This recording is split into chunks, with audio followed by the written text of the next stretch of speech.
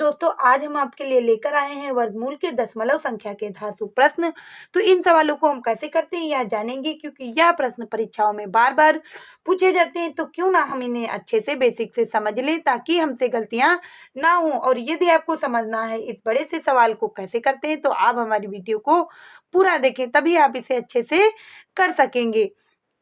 तो यह हमारा सवाल है, तो इसे करेंगे कैसे हम। तो सबसे पहले यहाँ जो संख्याएं लिखी हुई हैं उन्हें हम दोबारा नोट कर लेंगे, यानी कि उन्हें उतार लेंगे हम। तो हम इन्हें यदि उतारेंगे संख्याओं को तो यहाँ से हमें 9 मिलेगा, हम 9 उतार लेंगे। और गुणे यहाँ से 36 मिलेगा तो 36 उतार लेंगे। और गुणे यहाँ से हमें मिलेगा 16 तो यहाँ 16 उतार लेंगे। और गुणे यहाँ मिलेगा 8 तो यहाँ से हम 8 उतार लेंगे। और बटे नीचे से भी हम संख्याएं उतार लेंगे। तो यहाँ से हमें मिलेगा 2 तो 2 उतार लेंगे। गुणे यहाँ से मिल रहा 8 तो 8 उतार लेंगे। और यहाँ मिलेगा 2 तो 2 उतार लेंगे। अब हम देखेंगे कि यहाँ पर जो पॉइंट लगा है उसके बाद हमें कितनी संख्याएं मिल रही हैं और सभी संख्याओं को जोड़ते चलेंगे। यानी कि पॉइंट के बाद जो संख्याएं हैं उन्हें हमें गिनना है। तो यहाँ पॉइंट के बाद 3 संख्याएं हैं तो 3, और यहाँ पॉइंट के बाद 3 संख्याएं हैं तो 3 3 हो जाएगा 6। और यहाँ पॉइंट के बाद 3 संख्याएं हैं तो 6 और 3 हो जाएगा 9। और यहाँ पॉइंट के बाद 2 संख्याएं तो यहाँ हो जाएगा 11। यानी हमें यदि जीरो की संख्या देखें तो कितना प्राप्त होंगी, तो यह 11। तो हम इस नीचे वाले पोर्शन में लिख लेंगे 10 की पावर 11। यानी कि यदि हम लिखना चाहें इसे विस्तार रूप में तो 1 लिखेंगे, फिर इसमें 11 जीरो लगाएंगे। और उसे यदि हम संक्षिप्त रूप में लिखें तो 10 के ऊपर पावर हम 11 लिख सकते हैं। अब हम देखेंगे कि इस नीचे वाले पोर्शन में पॉइंट के बाद कितनी संख्याएं हैं। तो हमें यहाँ 3 मिली पॉइंट के बाद संख्या, और यहाँ मिली 4। तो 4 और 3 कितने हो जाएंगे, तो ये हो जाएंगे 7। और यहाँ पॉइंट के बाद संख्याएं कितनी हैं, तो यहाँ भी पॉइंट के बाद संख्याएं हैं 4। और 7 और 4 हो जाएगा 11। यानी हमें ऊपर भी 10 की पावर 11 प्राप्त हुआ। और यह है किसके अंदर, रूट के अंदर। यह संख्या और यह संख्या जाएगी कट, यानी दोनों समान है, ऊपर नीचे गुणे में, तो क्यों ना हम इसे काट दें। अब हम देखेंगे कि और क्या कुछ इसमें कट रहा है। तो यह 8 से 8 कट रहा है। और 2 दूनी हो जाएगा 4, यानी कि यदि हम 2 से इसे काटे तो 2 8 16। और इस 2 से इसे काटेंगे तो 2 चक्कू 8। यानी अब हमारे पास रूट के अंदर संख्याएं कितनी बची, तो ये 9 बचा। और गुणे बचा 36 और गुणे 4। और इन संख्याओं को यदि हम रूट से बाहर निकालेंगे तो देखेंगे कि 9 की संख्या का पूर्ण वर्ग है। यानी हमें रूट के अंदर कितना मिल जाएगा, तो ये मिलेगा 3 गुणे 3। इसका गुणनखंड करेंगे तो हमें कितना मिलेगा, तो ये मिलेगा हमें 6 गुणे 6, यानी 6 छंग 36 होता है। और यदि 4 का गुणनखंड करेंगे तो ये हमें मिल जाएगा और गुणे 2, यानी 9 का गुणनखंड 3 गुणे 3 और 36 का 6 छंग 36 और 4 का 2 दूनी 4। यदि इस रूट से बाहर हम निकालेंगे तो संख्या हमें क्या निकल कर प्राप्त हो जाएंगी, तो ये प्राप्त हो जाएगा 3 गुणे 6 और गुणे 2। और इन संख्याओं को कर लेंगे हम गुणा, तो 6 तिया 18 और 18 दूना 36। तो इस क्वेश्चन का आंसर हमारे पास प्राप्त हो जाएगा 36। पॉइंट वाले सवाल को हमने कितनी आसानी से कर लिया। अब हमारा अगला सवाल है सेकेंड नंबर रूट के। तो यहाँ लगा देंगे हम एक रूट, और रूट के अंदर लिखेंगे 1। और इस पॉइंट के बाद जितनी संख्याएं हैं उतने जीरो यहाँ लगा देंगे। और प्लस है तो प्लस लगा देंगे। तो यहाँ लिख लेंगे हम 64। और यहाँ पॉइंट के बाद जितने संख्याएं हैं वो उतने जीरो नीचे लगा देंगे। तो यहाँ भी एक रूट है, तो इस रूट को पहले हम खत्म करेंगे। तो इस रूट को यदि हम खत्म करेंगे तो हमारे पास कितना बचेगा, तो रूट के अंदर 1/100 और प्लस 8 8 64 होता है। तो यहाँ से रूट के अंदर से हमें 8 निकल कर प्राप्त हो जाएगा। और यहाँ बटे के जो हमारे पास 4 जीरो हैं, तो यदि हम इसे रूट से बाहर निकालेंगे तो केवल 2 जीरो रह जाएंगे। तो यहाँ हमारे पास रह जाएगा 100। अब हम देखेंगे कि यह दोनों संख्याएं भिन्न में हैं और इनके हर भी समान हैं। तो 8 और 1 को हम जोड़ लेंगे तो हमें कितना प्राप्त होगा, तो 9 और बटे 100। अब यदि हम देखें तो 9 किस संख्या का वर्ग है, तो ये 3 तिया 9 3 निकल कर आ जाएगा। और 100 की संख्या का वर्ग होगा ये 10 का होगा। 9 की संख्या का वर्गमूल है तो यह 3 का वर्गमूल है और 100 की संख्या का वर्गमूल है तो ये 10 का वर्गमूल है। तो हमें कितना प्राप्त हुआ? तो 3/10।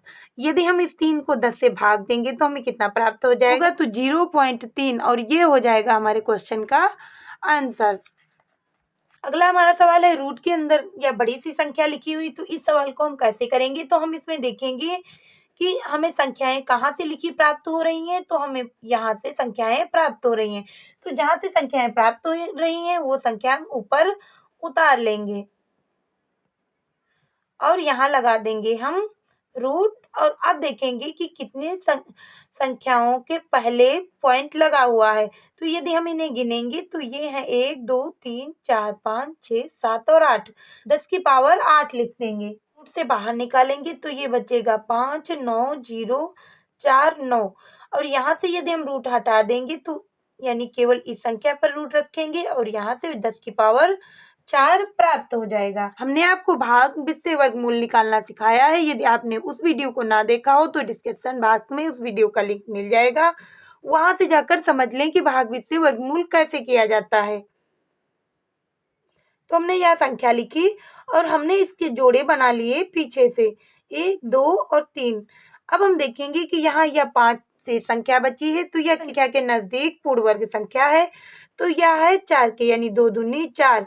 और यहाँ से यदि हम 4 घटा देंगे तो हमें प्राप्त हो जाएगा 1 और यह 90 उतारेंगे और इन 2 को जोड़ेंगे तो यहाँ मिल जाएगा।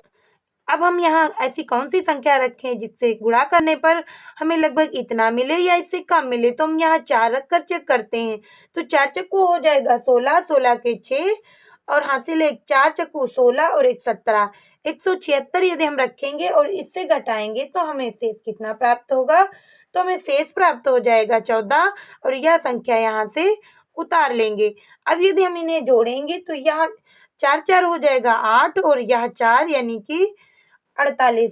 अब यहाँ हमें फिर से कोई ऐसी संख्या पुट करनी है ताकि हम उसका गुणा करें और हमें इतना प्राप्त हो। तो हम यहाँ रख के देखेंगे 3। आप अपनी मर्जी से जो नंबर चाहे वो रखकर चेक कर लें, फिर धीरे धीरे आप यहीं पर आ जाएंगे। तो 3 तिया हो जाएगा 9, 8 तिया हो जाएगा 24 के 4 हासिल 2, 4 तिया 12 और 13 1 14। तो इस संख्या का हमें वर्गमूल निकल कर कितना प्राप्त हो जाएगा?